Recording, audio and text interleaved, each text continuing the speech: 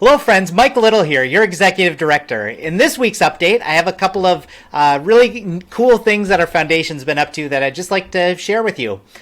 First off, we've been meeting with the Department of Health and the National Association of Chronic Disease Directors to plan a oral health state engagement meeting. So this is going to be a virtual meeting May 6th and 7th.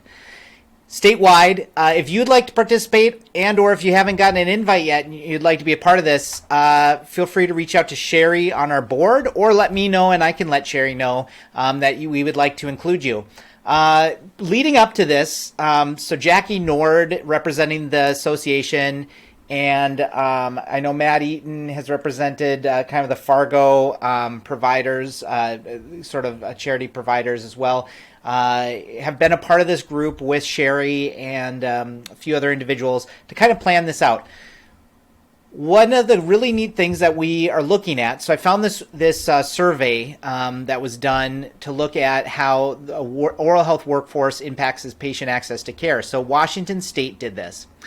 And as we were looking through this, I kind of shared this with the engagement team and I said, hey, this would be helpful if we did something similar. So we're looking into sending a survey to North Dakota dentists and maybe even medical professionals as well that might include some of these questions. So what does it talk about? So this part of the point of this is that as we think about practices, one of the things we don't really have a good handle on right now is what's the within a practice, what percent of patients are Medicaid, what percent are charitable care. So if they're written, write-offs, some of the things within this survey will get to that.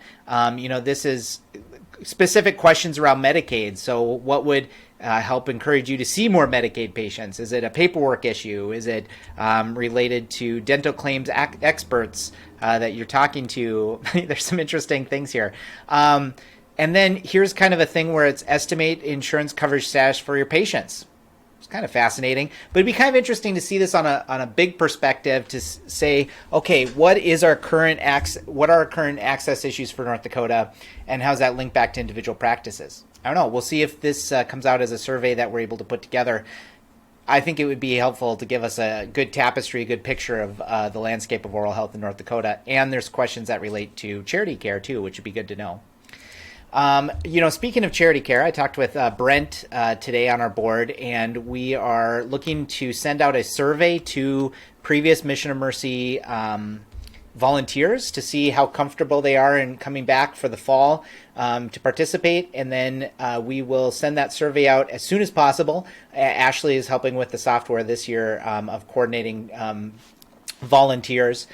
And then we will be moving forward also with just kind of contingency planning for Mission as well.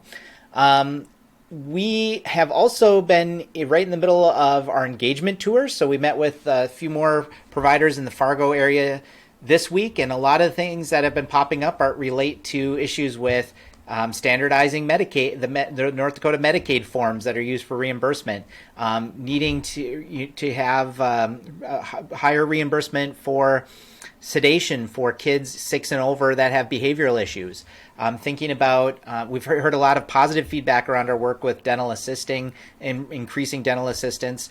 Speaking of which, we got another reimbursement request for a dental assistant who is chairside trained in the Bismarck area out in western North Dakota. That's great. So we approved it today, our committee did, and we'll be sending her a check for over $500 for prep and to actually taking the exam.